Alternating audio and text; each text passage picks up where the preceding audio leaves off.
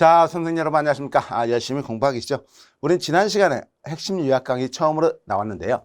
여러분께 제가 거듭 말씀드립니다. 핵심 요약 강의는요, 우리가 앞에서 봤던 내용을 갖다가 다시 한번 복습한다는 의미예요. 그래서 여러분들이 다른 기본 교재를 봤든지 아니면 제가 쓴 명품 기본서를 봤든지 간에 어쨌든 기본서를 보신 분들은 어떻습니까? 정리하는 게 조금 힘들긴 하죠. 그 정리한다는 차원에서 여러분들이 다시 한번 여러분들이 마음속에 있는 이론적인 개념을 다시 한번 복귀한다는 생각을 가지시고 이 강의를 듣는 게 훨씬 유리하다는 생각을 가지고 있고요. 자, 이때는 두 번째 강의고요. 저번 시간에 계속 이어서 하도록 하겠습니다. 저번 시간에 계속 이어서 하면요. 거기에 나와 있는 것은 뭐냐? 유통경로 통제와 통합이란 말이 나와요. 유통경로 통제와 통합입니다. 자, 그러면 유통경로 통제란 개념이 있는데 유통경로 통제 수준이 낮다면 만약에 통제란 개념이 있어요. 통제 수준이 낮다면 독립적인 역할을 수행하는 중간상을 이용한다. 이 말은 뭘까요? 유통경로 통제란 것은 다른 게 없어요. 자, 생산자란 개념에서 생산자가 있고 그 다음에 이렇게 쭉 흘러가는 이 글씨는 엄청 여러분에게 많이 썼죠. 가장 전형적인 포맷이니까 그래요. 소매상한테 건너가는 이런 경로상에 최종 소비자까지 가는 경로상에서 통제를 한다는 것이에요. 그래서 통제를 할 때 통제 수준이 낮다면은 독립적인 역할을 수행하는 중간상. 그러니까 당연하죠. 왜? 만약에 생산자가 도매상, 여기 중간상이라고 한다면은 이 중간상에게 뭐가 통제 수준이 낮다면은 당연히 이 중간상은 어떤 특징? 독립적인 개념이에요. 독립적인 거. 독립적인 역할을 하는 중간상을 이용한다는 거. 만약 통제 수준이 높다면요. 높다면은 수직적 통합의 정도가 강하다. 통제 수준이 높다면은 낮을 때는 그런데 높다면은 바로 얘가 생산자가 얘를 갖다가 얘를 지배하는 입장이기 때문에 얘는 갖다가 도매상은 생산자 말을 따를 수밖에 없습니다. 그래서 통제 수준이 높다면은 수직적 통합에 통해서 그 정도가 강화되는 것이고 통제 수준이 낮다면은 독립적인 역할을 하는, 그러니까 통제가 안 되는 상황이라면은 독립적인 역할을 하는 중간상을 이용한다는 개념이에요. 그래서 이런 흐름으로 좀 여러분이 이해를 하시면 되고요. 자, 그래서 이제 거기에 나와 있는 내용을 이렇게 봤고, 그 다음에 이제 뭐가 나오냐면요. 그 다음에 이제 유통 경로가 나와 있는 유통구조 수직적 통합이라 해서 나와 있어요. 수직적 통합이라는 건 다른 게 아니라, 자, 여러분, 수직과 수평이라는 개념은 보시면은요. 아까 방금 전에 썼던 걸 괜히 지웠다는 생각이 드는데, 생산자에서 도매상, 도매상에서 소매상, 이거 원 없이 여러분이 써야 돼요. 원 없이. 이렇게 했을 때 우리가 수직이라는 것은요, 생산자와 도매상 간의 관계, 도매상과 소매상 간의 관계, 소매상과 최종 소비자, 이렇게 노란색은 어떤 관계? 수직이에요. 수직. 수직이란 그 자체는 항상 뭐를 따질 수가 있어요? 상적인 개념과 하적인 개념, 상하의 관계를 따질 수가 있습니다.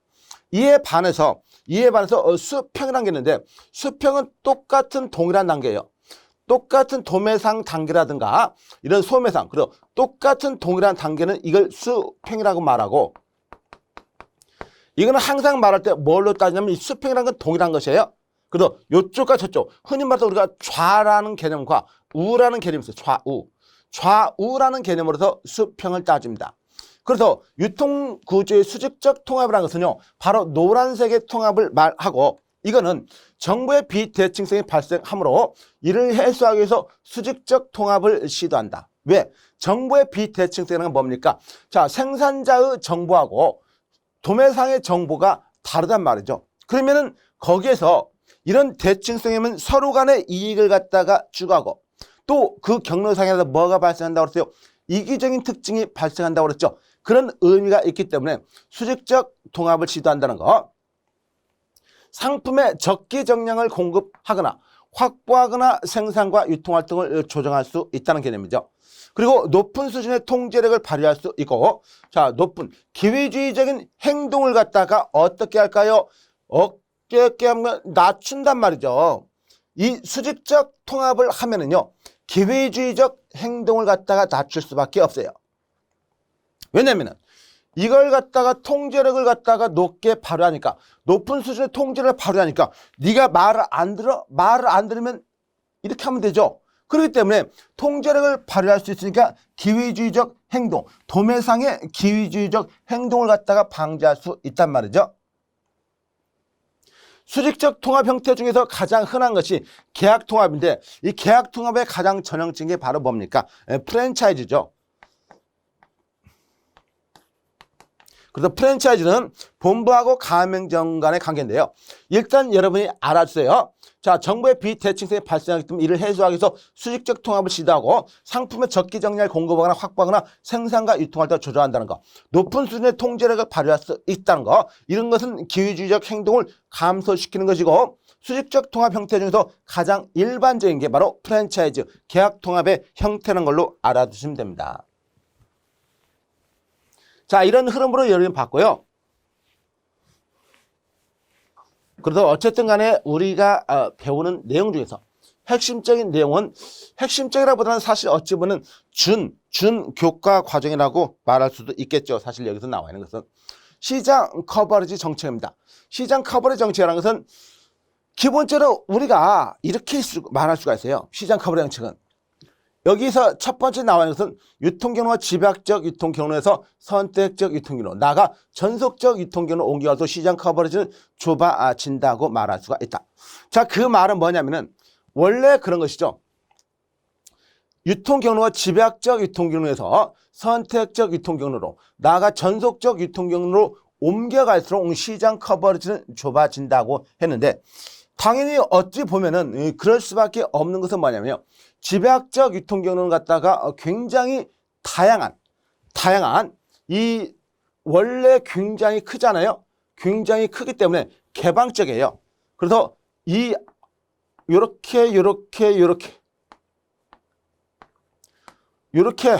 이런 사람들이 갖다가 이런 사람이 갖다가 개방적 유통경로가 필요한 것이고 이런데 여기서 어떤 게 선택적 유통경로라면 한 이런 정도가 되겠죠. 이런 정도.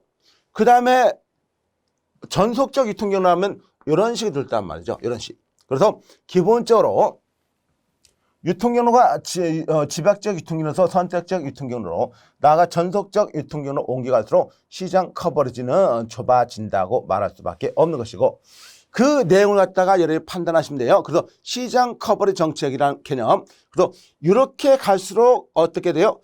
좁아질 수밖에 없는 것이죠. 왜냐하면은 개방적인 것은 워낙에 넓은 범위, 이런 구석구석까지 다 할 수가 있어요. 왜? 넓은 범위에 분포되어 있으니까. 근데 선택적이라는 것은 여기 전체 시장에서 이 두 개밖에 없으니까 포괄한 범위가 제한적일 수밖에 없단 말이죠.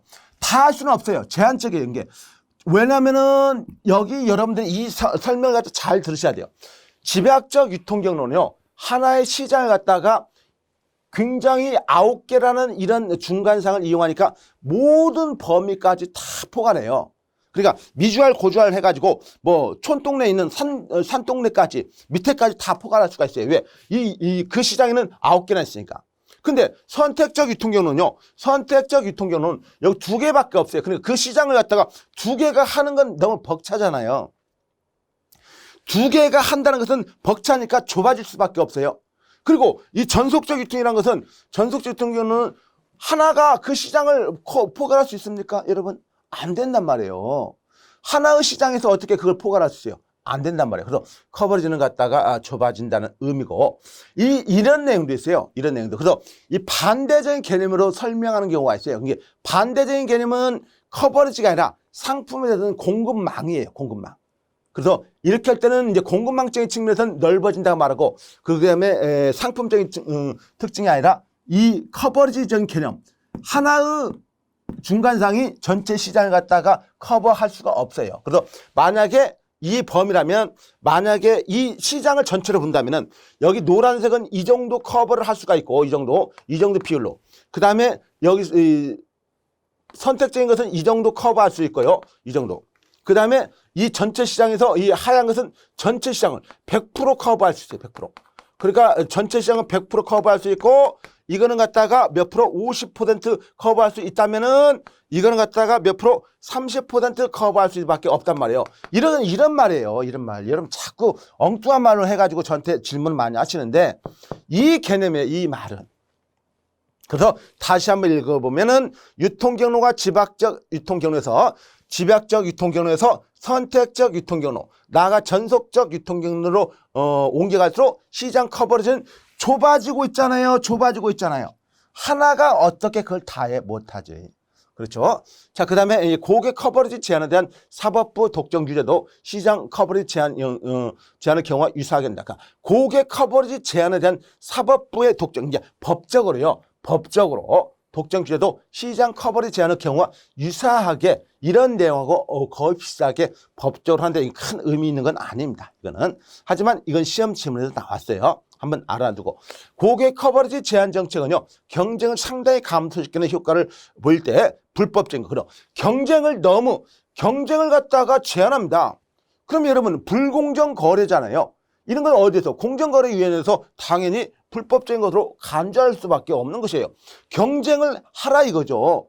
왜 경쟁 없이 니들 마음대로 이걸 다 하느냐 이런 의미예요. 그러니까 경쟁 없이 한다는 것은 안 되기 때문에 이런 걸로서 할 수가 있는 것이고.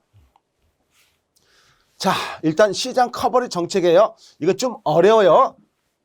이해합니다. 근데 천천히 여러분 생각하시면 특히 첫 번째 줄에 나와 있는 내용을 좀 봐주시면 되고, 두 번째 이제 나와 있는 것은 영역 제한에 대한 제조업체 유통업체 전략이죠. 자, 영역 제한입니다. 이건 다른 거 없어요. 그러니까 쉽게 말하면 어떤 생산자가 있는데 생산자가 어떻게 시장을 갖다가 이렇게 쭉 물건을 공급해요. 이 물건을 공급하는데 여기 어떤 사람에게 물건을 공급하라고 해요. 근데 이 사람에게 딱 말한다. 너는 여기만 해. 그리고 여기는 하지 마. 여기는 하지 마. 이렇게 말하고 여기는 너 공급하지 마. 우리 제품을 여기는 공급하지 말고 너는 옳지. 여기만 공급해. 그래서 여기 있는 이 시장을 영역을 즉 제한하는 것이에요.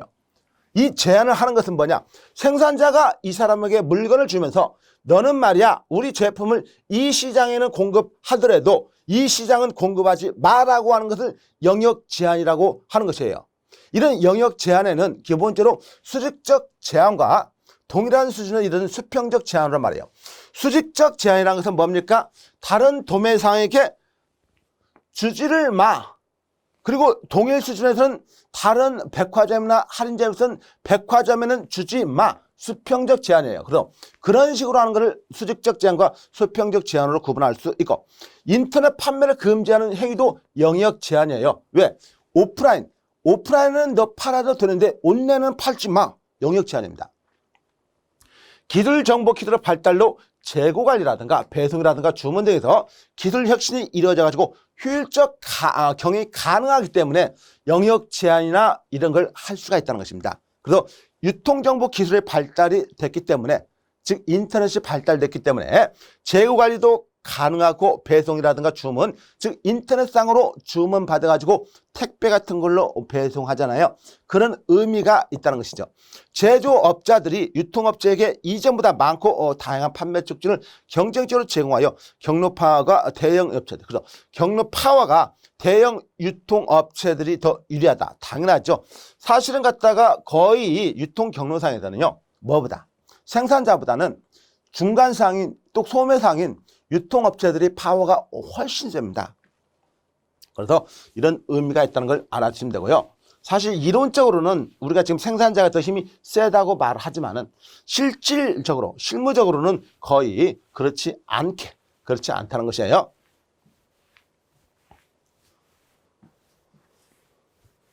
자, 이렇게 한번 여러분 봐주셨고요.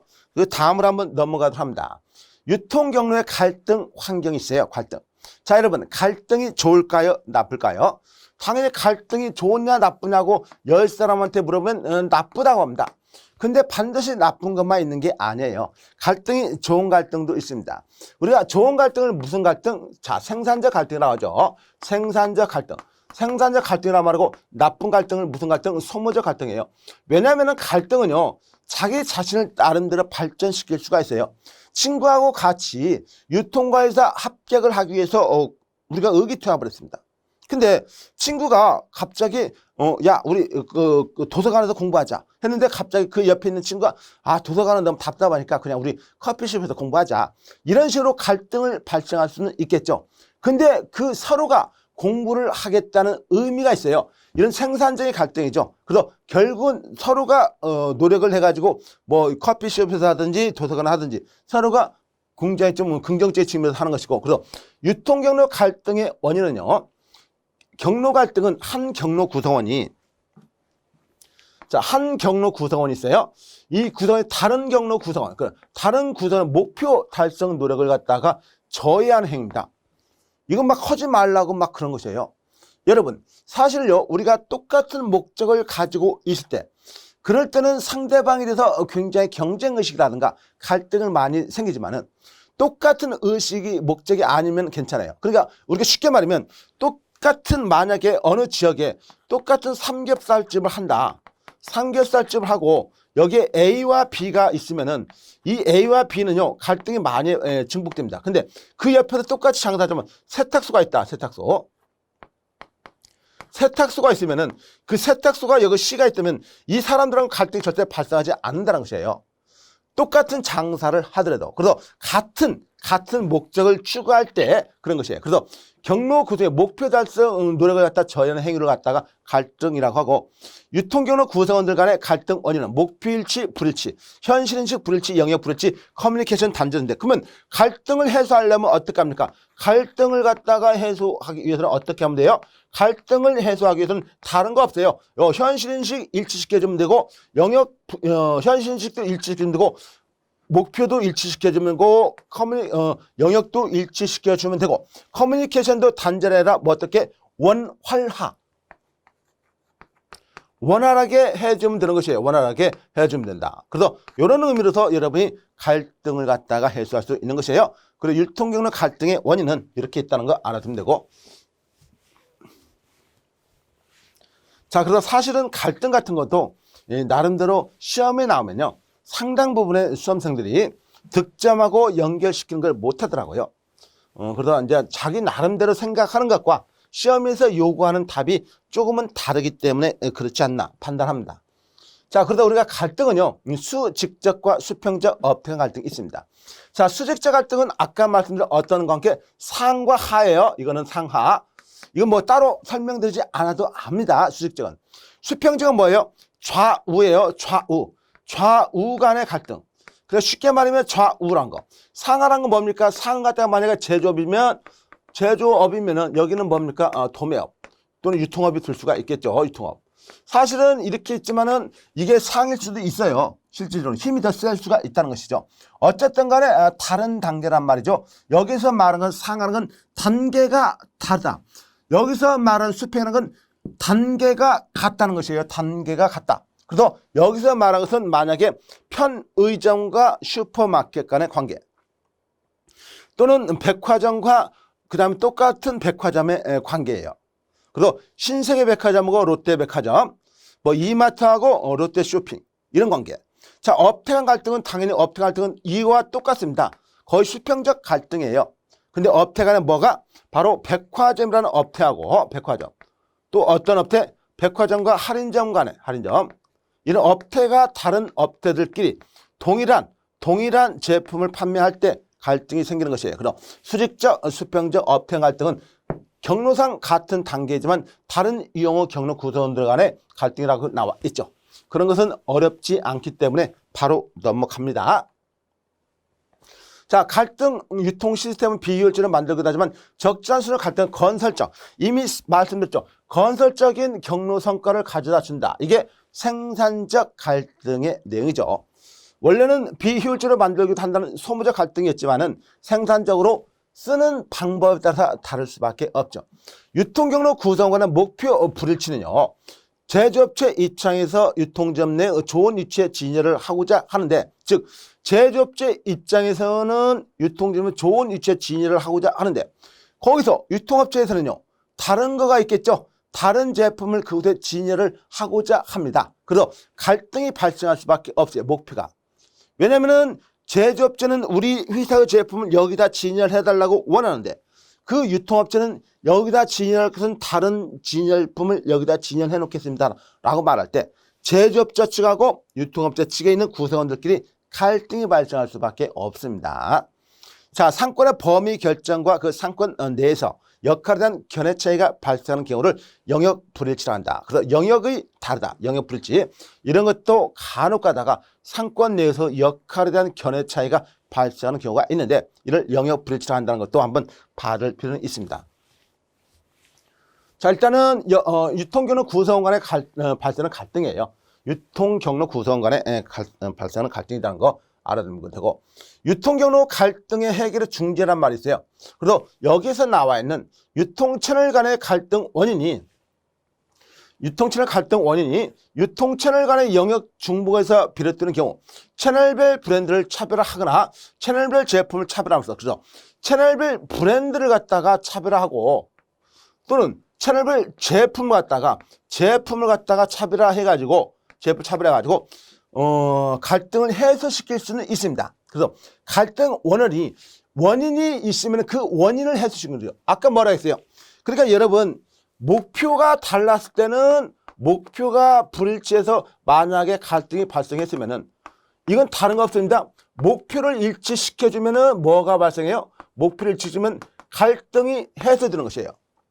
그 원인이 이거였다면 결과적으로 이렇게 시켜주면 갈등이 해소되는 것입니다. 마찬가지예요. 유통채널 간의 갈등 원인이 채널 간의 영역 중복에서 비롯됐다면은 브랜드를 차별화하거나 채널 제품을 차별하면서 갈등을 해소시킬 수 있단 말이죠. 원인이 이거였다면은 그 원인을 제거함으로써 결과적으로 갈등을 해소할 수 있다.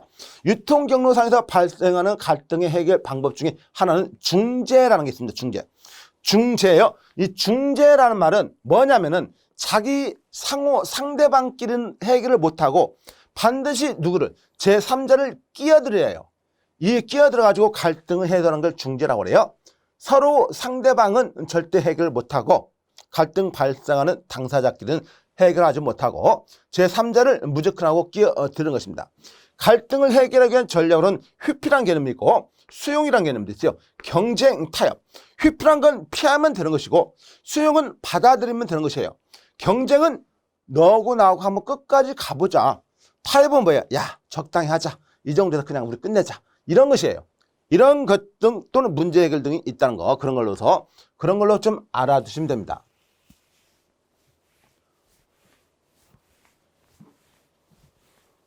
자, 그래서 유통경로의 갈등도 있는데요. 갈등을 갖다 여러분 좀 많이 했는데 이런 부분은 조금 어렵기 때문에 했고요. 자, 그 다음에 수직적 마케팅 유통 시스템이 나와 있습니다. 수직적 마케팅 유통 시스템은요, 다른 게 아니에요.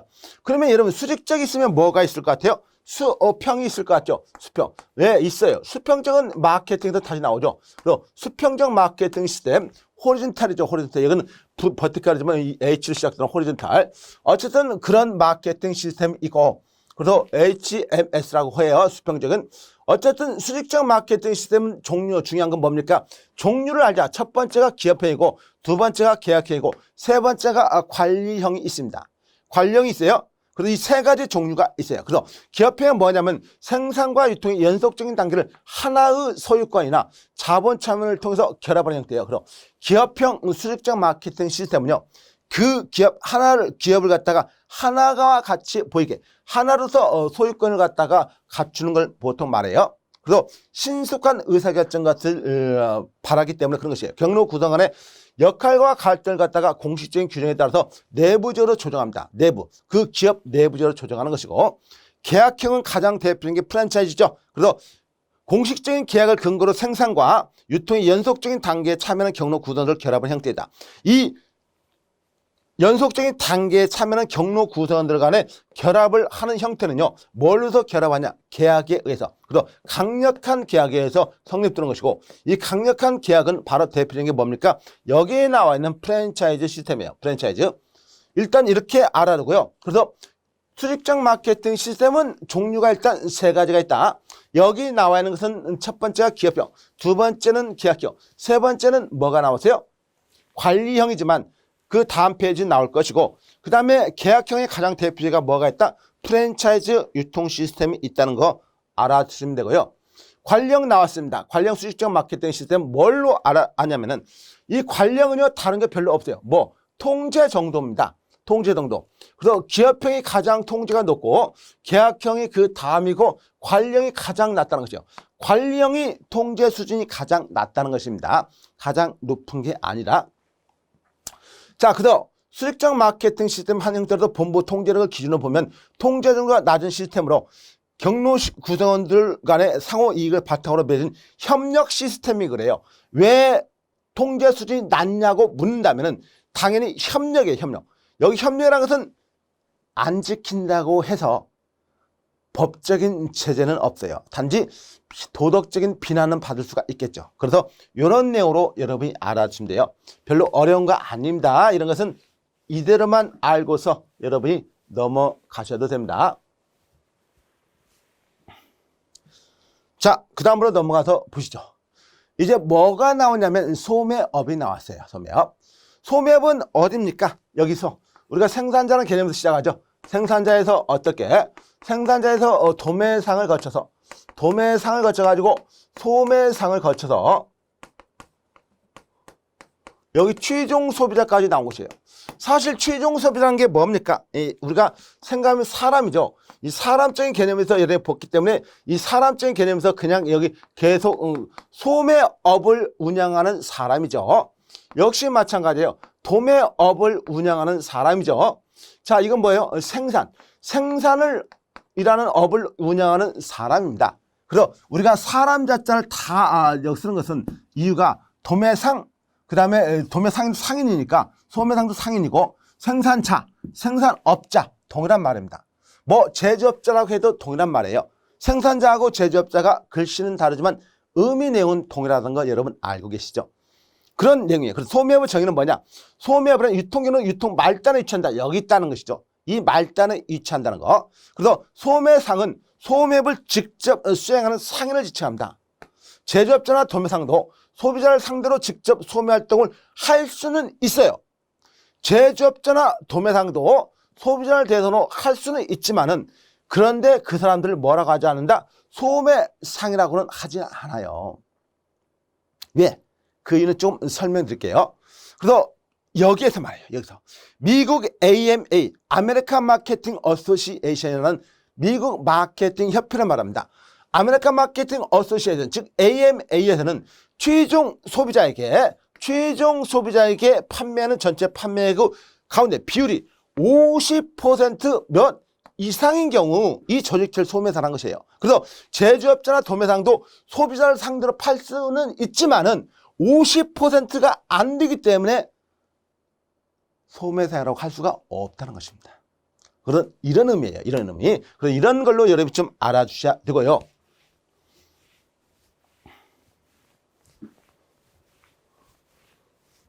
자, 일단 이런 흐름으로 여러분 보셨고요. 다음으로 계속 넘어가서 보도록 합니다. 소매상의 업종, 업태예요. 자, 소매상의 업종 및 업태가 있는데 업종과 업태라는 개념이 여기 나와 있어요. 소매 활동이 상점을 위주로, 자, 상점, 점포를 위주로 이럴 때 이 점포를 소매점이고요. 당연하죠. 이건 너무나 당연한 말이고 그 소매점. 왜? 상점은 소매점이에요. 상점이 위주로 해서 소매점. 소매 활동 이 밖에도 사람이라든가 우편, 전화 또는 자동 판매 같은 판매 방법에 따라 수행되기도 하며, 자, 거리나 소비자의 집에서 이루어지는, 이게 뭡니까? 이게 점포가 없다. 이게 유점포라면, 이건 점포를 가지고 있는 유점포라면은 이건 뭐다? 점포가 없는 무점포예요. 무점포.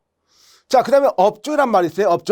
업종이란 의류죠. 무엇을 판매하느냐, 식품점, 서점 등 같은 무엇을 판매하고 있느냐, 주로 무엇을 판매하고 있는가, 무엇이 뭐예요? what이죠. 무엇을 판매하고 있느냐는 개념이에요. what적인 개념에서 판단하시면 되고, 업태는 타입 오브 오퍼레이션, 운영이죠. 운영이죠. 이 내용은 뭡니까? 판매 방법이나 점포의 운영 형태의 차이. 이건 뭡니까? 어떻게 점포를 어떤 식으로 운영하냐. how라는 개념이죠. how. 이 기준으로 분류한다는 것이에요. 그래서 소매상의 업종, 업태는 이 기준으로 분류한다는 걸로 여러분이 알아주시면 됩니다. 자, 이런 흐름으로서 여러분이 지금 소매상을 봤고요. 그러면은 소매상이 이제 업태 개념을 한번 따져봐야겠죠. 업종과 업태인데 사실은 업종은 거의 요즘에는 없고요. 업태 개념으로 이제 여러분이 봐주셔야 돼요. 자, 그래서 소매상 업태 개념. 이건 소매상 업태라는 건 어떤 식으로? 우리는 24시간 영업을 합니다. 무슨 업태? 편의점 업태. 우리 점포는 판매품을 중심으로 편의품에서 전문품까지 다양하게 판매를 합니다. 무슨 업태? 백화점 업태. 우리 점포는 10%에서 20% 매일 저가 가격으로 판매를 합니다. 무슨 업태? 할인점 업태. 우리 점포는 상품의 폭은 좁지만은 깊이 있는 상품 구성을 갖추고 고객들에게 대면 서비스로서 판매를 합니다. 무슨 업태? 전문점 업태예요. 따라서 이런 소매상 업태의 개념은 서비스 등 다른 기업과 뭐하고자 차별화하고자 하는 경향이 증가하고 있는 업태 개념이에요. 그래서 그 점포만에 뭐를 가지고 있느냐, 이 차별화가 중요한 것이에요. 이 차별화는 누가 합니까? 그냥 우리 차별화라고 앞에다 써놓습니까? 아니죠. 그 상품이라든가 그 서비스가 다른 업태하고 명확하게 차이가 나야 돼요. 그런 차이가 나지 않으면 차별화라고 말할 수가 없어요. 최근 소매기업은요, 제조업자 판매 대리 기관으로서 역할을 수행하기보다는 독자적이고 자, 모험적으로 사업을 전개하고자 하는 성향이 강해지고 있는 것은 업태 개념입니다. 그래서 독자적입니다. 독자적이고 모험적으로 사업을 전개하고자, 나는 이런 방법으로 나는 점포를 운영할 거야. 하우라는 개념이죠. 이런 방법으로 소비자와 편익이나 가치를 중시하는 경영방식이 기업의 성과에서 중요한 영향을 미친다는 인식이 확산되고 있는 것은 업태 개념. 그래서 소비자 편익이에요. 그다음 가치를 중시하는 경영방식입니다. 이 경영방식은 소비자와 편익이나 가치를 중시하는 경영방식은 업종이 아니라 업태 개념이라는 걸로 여러분이 알아주셔야 됩니다. 자, 그런 내용으로 여러분 보시면 되고요. 어쨌든 업태 개념이 지금의 일반적인 소매업의 업태예요. 업종이라는 개념은 거의 없어요. 인터넷 소매업도 있어요. 소매업이 반드시 점포를 가지고 있는 유점포뿐만이 아니라 점포가 없는 어떤 소매, 무점포도 있단 말이죠. 그 가장 전형적인 무점포 소매업의 대표가 인터넷이에요. 당연하죠. 인터넷 소매업 엄청나게 크죠. 그래서 인터넷에서 수행하는 소매업입니다. 인터넷상에서 수행하는 소매업으로, 자, 온라인 소매업의 경우 채널 지원형보다 카테고리 킬러형, 그 제품에 뭐를 갖다가 전문화를 추구한다는 것이에요. 전문화를 추구하는 것이 더욱 안전하다 이거예요.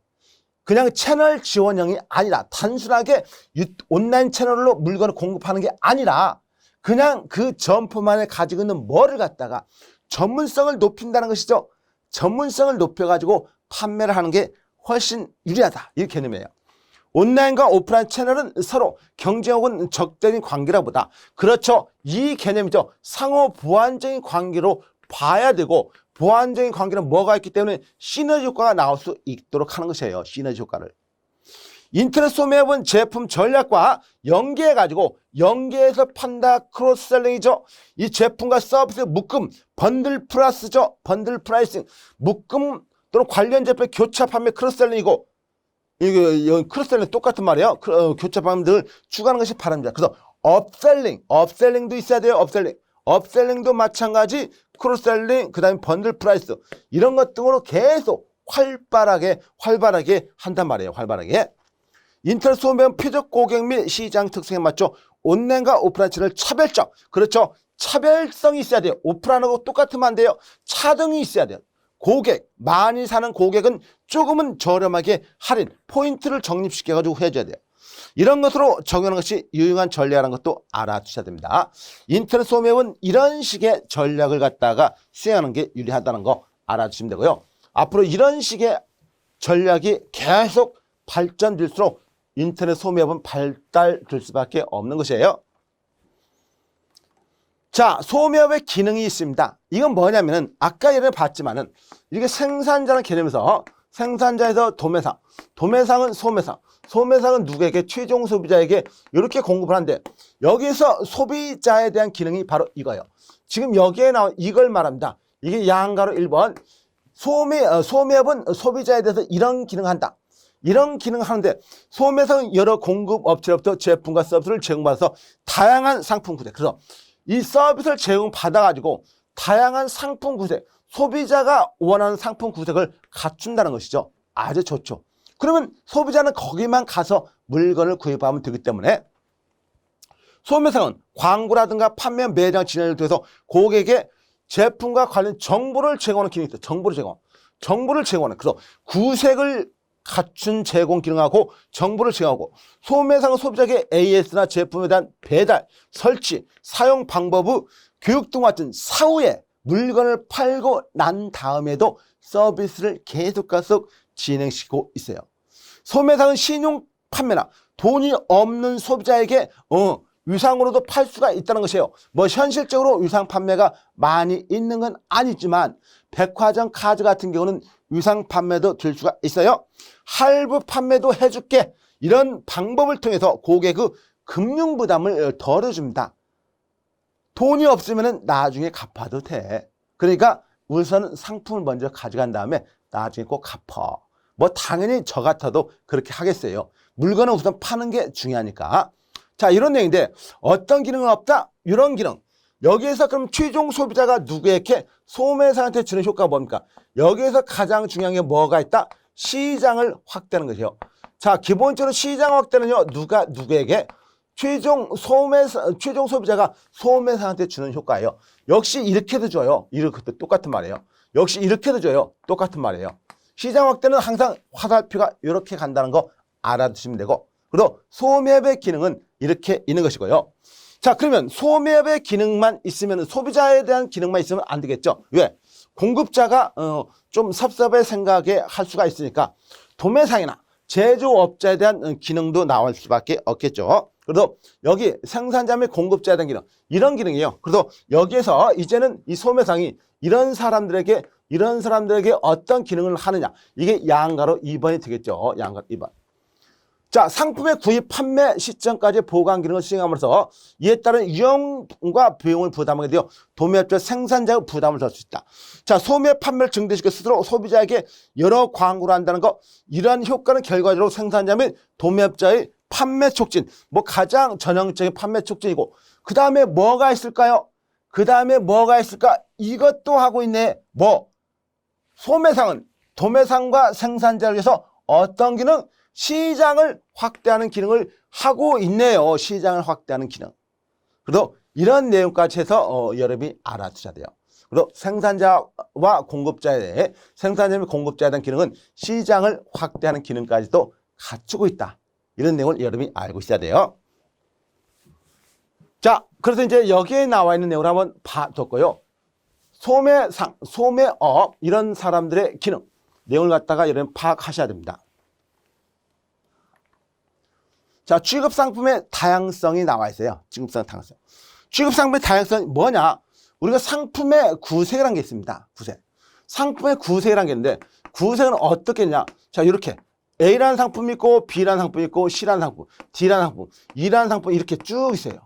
이건 뭐냐면은 우리가 쉽게 말하면 A가 라면, 생수, 이런 식으로 해가지고 어떤 매장에 가면 이렇게 했는데, 거기에 라면도요. 만약 이게 라면의 종류도 굉장히 다양하게 있단 말이죠. 그리고 라면의 종류도 다양했어요. 마치 이걸 갖다 이렇게 따져보면 이렇게 되겠죠. 상품의 폭과 깊이. 이렇게 있는 걸 갖다가 우리 상품에 이렇게 있는 걸 상품의 폭이라고 그래요. 우리가 여기 있는 것을 이렇게 있는 걸 상품의 폭이라고 그래요. 이쪽을 갖다가 이쪽으로. 그래서 상품의 폭 혹은 넓이라는 것은 이건 다른 게 아니라 상품의 종류가 많다는 것을 의미하며 해당 제품 내의 상품 내의 다양한 브랜드 수를 갖다가 말할 수가 있습니다. 상품의 깊이는 이걸 말합니다. 상품의 깊이는 이거.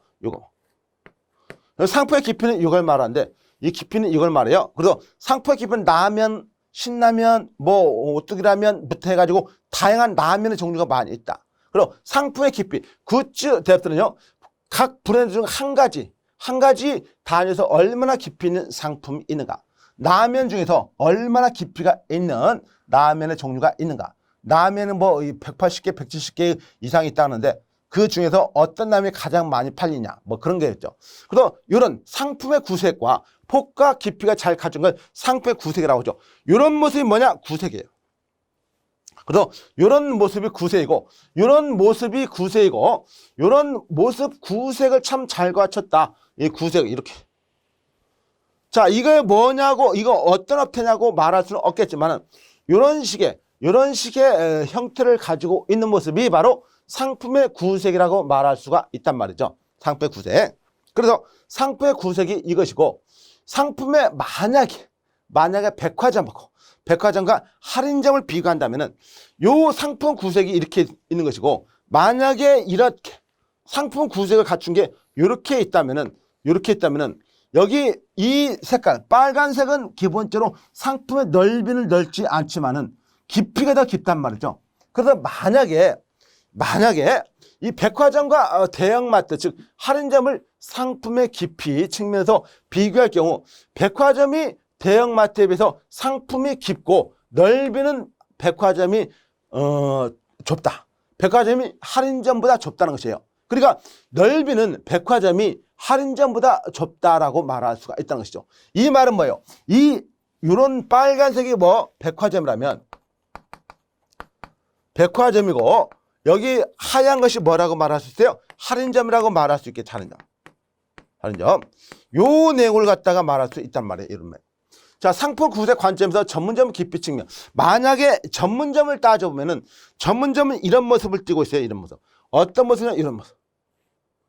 이런 모습 뭐예요? 상품의 넓이는 넓지 않지만 깊이가 깊다는 거예요. 그래서 상품 구색 관점에서 전문점은 점점 깊이 측면에서 넓이보다 강조를 하고 있다는 것이에요. 강조.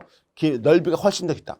자, 만약에 유형 점포하고 무형 점포를 비교한다면은 유형 점포, 유점포와 무점포 비교해서는 상품 깊이나 넓이 측면의 확장 가능성 보면 무점포 업태가 훨씬 더 유리하죠. 왜? 무점포가 상품을 실제로 보유하고 있는 게 아니라 이미지상으로만 상품을 가지고 있잖아요. 창고는 따로 저쪽에 있어요. 오히려 생산자 있는 창고에 가지고 있을 수 있는데 주문을 하면은 바로 오기는 하겠죠. 근데 어때요?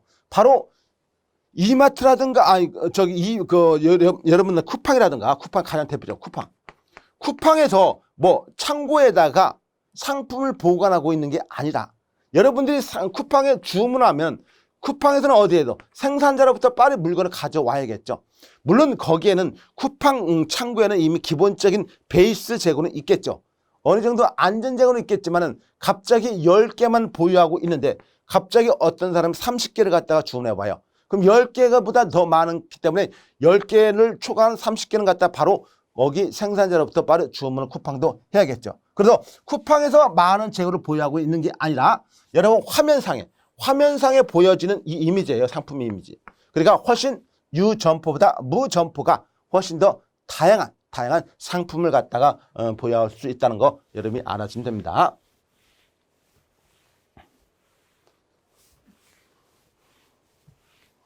자, 이런 흐름으로 좀 여러분이 봐주시고요. 자, 이제 상품의 깊이와 넓이 가는 의사결정을 받고요. 다음으로 마진과 회전율입니다. 마진과 회전율. 자, 마진이 뭐냐면은 우리가 마진 소매상의 재무적 능력은 상품의 이익률과 상품의 회전율을 기반으로 결정된다. 자, 그래서 이 일반적으로 상품의 회전율이 높으면 상품의 수익률이 높은 비례강을 갖는 경우가 있다는 것인데 이건 다른 게 아니에요. 우리가 만약에 A라는 상품이 있고 B라는 상품이 있다고 봐요. B라는 상품. A라는 상품이 있고 B라는 상품이 있는데 A라는 상품은 이렇게 1년 12달 중에 3번 팔렸고요. B라는 상품 하나 둘 셋 넷 다섯 여섯 일곱 여덟 쭉 해가지고 만약 이거에다 20번 팔렸다고 하면은 여러분 A라는 상품이 더 많이 팔렸어요? B라는 상품이 더 많이 팔렸어요? 당연히 A라는 상품이 더 많이 팔렸죠. 이걸 뭐라고 365일 동안 이렇게 하는 것을 갖다가 우리가 뭐라고 하냐? 이런 것을 분모와 분자가 있기 때문에 항상 분모와 분자가 있으면 뭐로 끝난다? 율로 끝나요. 율.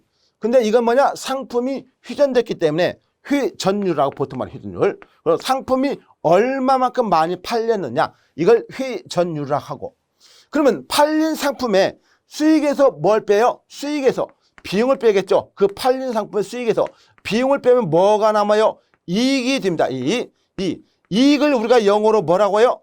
원래 영어는 이 프로핏이라는 뭐가 있어요? 영어라는 이익이라는 영어 단어가 있어요. 근데 이웃나라인 일본이라는 나라가 있어요. 별로 관계는 안 좋지만은 걔들은요 옛날부터 이걸 갖다 뭐라고 했냐면 마진이라는 이름을 불렀어요. 우리나라도 거기서 다른 영향이 아직도 많이 있죠. 그래서 우리는 이익률을 갖다가 마진율이라는 이름을 옛날부터 불렀기 때문에 마치 보통 명사처럼 지금도 이렇게 마진이라고 쓸 수밖에 없습니다. 왜? 시험에서 그렇게 나오니까. 안타깝지만 그렇게 시험에 나오니까 그런 것이 있다는 걸로 여러분이 알아주면 되고요. 자, 그래서 일반적으로 상품의 회전율이 높으면 상품의 수익률이 높은 비례 광고를 갖는 경우가 일반적이라는 것이요. 반드시 그렇다는 게 아니라, 회전율이 높으면 상품의 수익률이 높은 이런 완전한 게 아니라 이런 비례 관계를 갖는다는 걸로 여러분이 알아두시면 됩니다. 자, 그런 내용으로 보시고, 이제 우리가 소매업태의 기능 중에서 뭘 보냐면은 다른 게 아니라 여기서 백화점을 한번 봐봐요. 백화점은 이제 사실 약간은 좀 소멸되어가는 기업입니다. 백화점은. 그래서 이 백화점은 하나 매장 내 일괄 구매와 비교가 가능하도록 상품 부문별로 구색을 갖추어 진열 판매는 대규모 소매상. 자, 진열하고 판매는 대규모 소매상. 가장 오래된 소매 기관이에요. 자, 선매품을 중심으로 편의품에서 전문품에 이르기까지 다양한 상품을 구색 갖추고 대면 판매입니다. 자, 이 대면 판매의 반대가 뭘까? 바로 셀프 판매겠죠. 셀프 판매요. 그리고 셀프 판매하고 대면 판매는 달라요. 셀프 판매는 내 스스로가 물건을 구입하는 것인데, 실제로 대면 판매는 뭐예요? 거기서 내가 달라는 상품을 주는 것이에요. 그래서 대면 판매, 백화점은 현금 및 신용, 크레딧 카드에는 정찰 판매 같은 옛날이죠. 그리고 풍부한 인적 물적 서비스를 제공하겠다. 백화점 가면 판매원들이 많이 나를 쳐다보고 있죠. 물론 여러분이 가도 여러분을 쳐다보고 있죠. 저 손님이 얼마만큼 물건을 살 것인가, 좀 제발 좀 사라. 오늘 개시도 못했다. 그런 눈치로 마치 쳐다보는 것 같죠. 자, 그 다음에 전문점이 있습니다. 이 전문점은요, 우리가 상품 특색을 보시면 돼요. 상품 특색. 그래서 상품이나 서비스를 전문품으로 집약해서, 이 상품이나 서비스를 전문품으로 집약해서 파는 것이에요. 이 집약하여 판매하는 소매업체입니다. 단일 품목 중 극히 한정된 품종만을 전문적으로 취급하는 특정품 판매점을 의미하는 게 바로 전문점이에요. 그래서 여러분들이 전문점 제품은요, 전문적 구색과 서비스 제공했다는 거. 이 말의 특징이 뭡니까? 그리고 특정 제품께서 매우 깊이 있는 제품 구색을 갖추고 있다. 이 말은 뭘까요? 뭐가 상품 구색 측면에서 뭐는 적고 상품의 넓이는 적고 뭐는 깊고 상품의 깊이가 깊다는 이런 모습. 상품의 구색이 이런 모습을 갖추고 있는 것이에요. 그래서 특정 제품 계열에 대해서 매우 깊이 있는 제품 구색을 갖추고 있다는 것이 바로 뭐냐? 전문점이라는 특성을 보이면 됩니다. 자, 이런 내용으로 여러분 판단하시면 되고요. 자, 전문점을 보셨고요. 그 다음으로 이제 편의점을 봅니다. 편의점. 자, 여러분, 편의점은 다 아시겠죠? 여러분들이 우리나라에서 CU라든가 GS15 우리나라에서 지금 CU가 사실 이제 점포가 많을 때는 GS5가 25가 이제 따라잡았죠. 어쩌게 될지 몰라요. 별로 관심도 없고 자우장 그래요. 그래도 편의점은 어쩔 수 없이 계속 발전할 수밖에 없습니다. 예전에 제가 어느 단체 가가지고 저 혼자만 옛날에 2014년인가요? 그때쯤 단체 가지고 모든 거기 전문가들이 앞으로 오프라인 유통업체는 모두 다 소멸 겁니다. 그리고 편의점도 감소한다고 하더라고요. 그래서 저는 그걸 갖다가 반대했어요. 유일하게 제가 편의점은 앞으로도 계속 성장할 것입니다. 그 근거로 제가 든 것은 다른 게 아니라 우리나라 인구 구조를 따졌어요. 인구 구조가 우리나라 1인 가족이 급격히 증가한다. 그럼 1인 가구라면은 1인 가구가 증가하면 어디서 물건을 사느냐? 4인 가족이라면 시장을 가겠는데 1인 가족이라면 혼자서 그냥 시장까지 가는 것도 좀 그러니까 아마 편의점에서 대부분의 물건을 많이 소비할 것이다. 그래서 앞으로 우리나라는 일본 못지않게 편의점이 증가를 할 것이라고 했는데 결국은 계속 증가하고 있었죠. 유일하게 편의점이 오프라인 업체 증가를 하고 있어요. 자, 그래서 편의점은요, 가격에 있어서는 편의점은 할인점이나 슈퍼마켓은 다소 높은 가격이죠. 그렇죠. 만약에 할인점이나 슈퍼마켓, 할인점과 슈퍼마켓이 만약 똑같은 우유 하나가 500원이라면 여기 편의점은 얼마? 600원을 받는다 이거죠. 왜 600원을 받아요? 바로 이런 효용 때문에. 이런 효용 때문에 그런 것이요. 이런 효용 때문에 600원을 받을 수밖에 없고. 자, 편의점은 24시간 영업하니까 영업하면 전기세 많이 나가지 알바비 고용해야죠. 그러니까 당연히 들어갈 수밖에 없고 시간적으로 편리하죠. 어떤 편리 써줍니까? 여러분들이 새벽 2시에 와도 편의점이 24시간 영업할 때는 불이 켜 있어요. 그럼 여러분이 새벽 2시에 오든 새벽 5시에 오든 뭐 밤 10시에 오든 간에 항상 여러분에게 기꺼이 물건을 팔 수 있는 준비를 하고 있다는 것입니다. 근린형이죠. 가깝죠. 여러분 바로 여러분이 사는 곳에 있어요. 그래서 근린형으로 시간 거리상의 편리성을 줍니다. 상품 배치 단순하죠. 여러분이 설마 바지를 사려고 편의점 가지 않죠. 편의점에 가는 건 딱 정해져 있어요. 생수, 삼각김밥, 라면, 간단한 과자 이런 것이지 다른 거 사려고 가지는 않습니다. 물론 최근에는 편의점에서도 다양한 제품을 많이 팔고 있어요. 자, 그런 거. 그 다음에 상품 선택의 편리성 있죠. 상품 구색 테마가 명확하여 이용의 편리성. 이런 편리성을 주기 때문에 바로 그 상품의 점포가 이름이 컨비니언스 편리성. 컨비니언스 스토어. 바로 편의점이라고 말할 수가 있는 것이에요. 그래서 편의점은 이런 편리성을 주기 때문에 좀 편의점이라는 이름이 나온 것이고 그리고 가격이 조금은 높을 수밖에 없다. 이런 내용입니다. 자, 여기까지가 이번 시간이고요. 다음 시간에 계속 연결해서 하겠습니다. 수고 많이 했어요.